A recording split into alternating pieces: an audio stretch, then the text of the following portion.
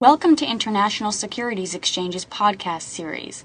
Facilitated by renowned educators, ISE podcasts are intended to teach beginning as well as seasoned investors the ins and outs of trading. To find an updated list of podcasts, please visit www.ise.com/podcasts. Please be sure to listen to our important message following this episode regarding the risks of investing in exchange-traded options. This is Steve Meizinger, your host, and today I'll be presenting ISEFX Options Primer.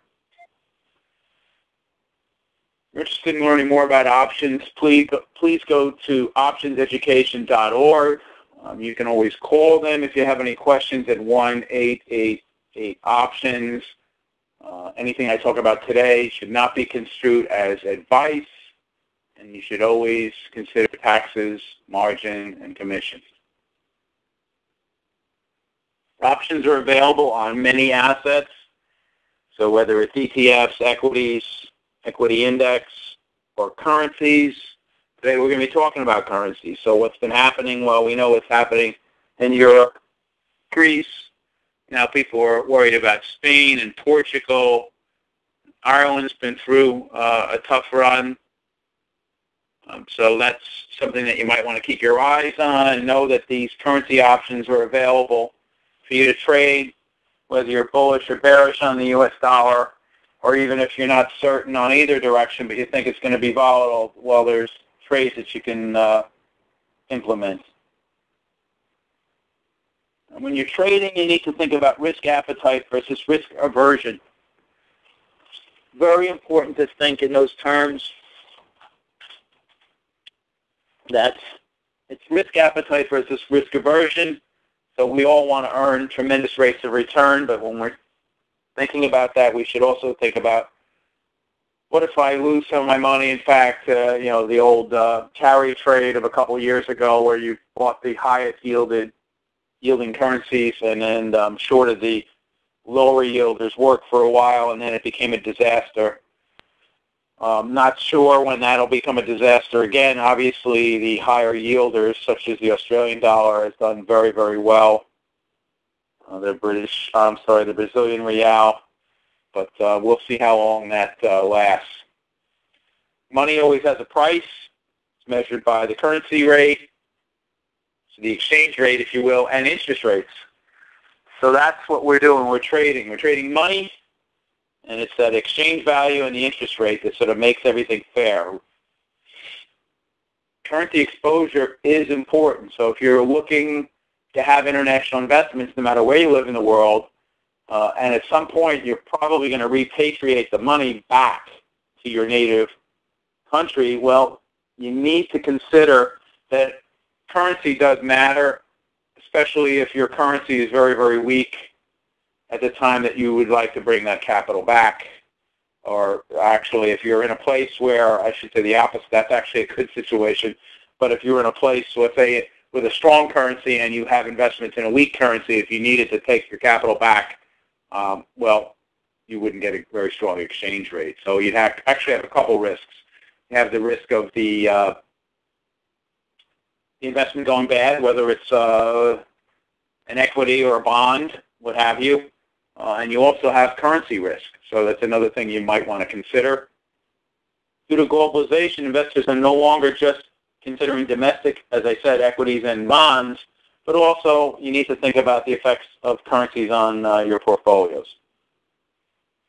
So I wrote an article about a year or so ago, and really what I was trying to is in the Journal of Indexes, and my point being is that currencies matter.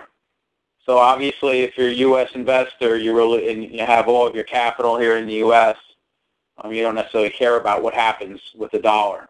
You might have some ability to travel, or actually it might hurt your ability to travel, but a lot of us, most of us have some international exposure, especially since many people, many analysts, everyone is going to have their own view, but many analysts believe that over the next couple of decades, places like Brazil, India, China, had actually outperform some of the, I guess, more of the countries that have had growth for many, many years. So, whether it's Europe or the United States, even Canada, although Canada's sort of in between there, as you have oil that sort of plays in the mix there. But if you look at this slide, what you're seeing is you get a nominal rate of return and then an adjusted rate of return. So really what's happening is that you can go through and basically calculate what your rate of return would be adjusted to the U.S. dollar. And so therefore, if you took a look at, let's say, an investment last August in the UK, the nominal rate might have been whatever it is. Well, in 2008, we had tremendous declines, 31% down, but down 49% adjusted to the U.S. dollar because the dollar is rallying. Last year, we sort of saw the opposite. We saw the nominal rate was up, not that much, but considering that the U.S. dollar was weak, you actually had sort of a tailwind there helping you. So you need to think about it. Currencies do matter. They might help you and they might hurt you, but just so you know, these ISEFX options are available. So if you thought you might want to repatriate some money at some point, there are calls or puts out there. There are spreads that you can put on. There are volatility positions. So lots of different things you can do. You can calculate the effect of currencies on rates, and that's what I did basically in that table. Basically what it is saying, okay, what's the investment doing, and then what's the currency's exposure to it. That's assuming that wherever you're invested, that you're going to want to take that capital back to your home country. If you have some money invested somewhere and you never plan on taking it out of the country, well, currency is not as big a factor there. And also you need to think about your maturity on these investments. So, if you're looking at a 10-year investment, 5-year investment, and you're certain you're going to be there for that period of time, you might not be as concerned with the currency. But if you are concerned about repatriating the money, options are going to give you the ability to hedge. And of course, options can give you the ability to implement a forecast, whether you're bullish or bearish on the dollar. So a simpler way to express currency exposure is the nominal investment returns less currency returns equals real investment returns, assuming that an investor might want to repatriate the money back to the local region. Currencies do matter.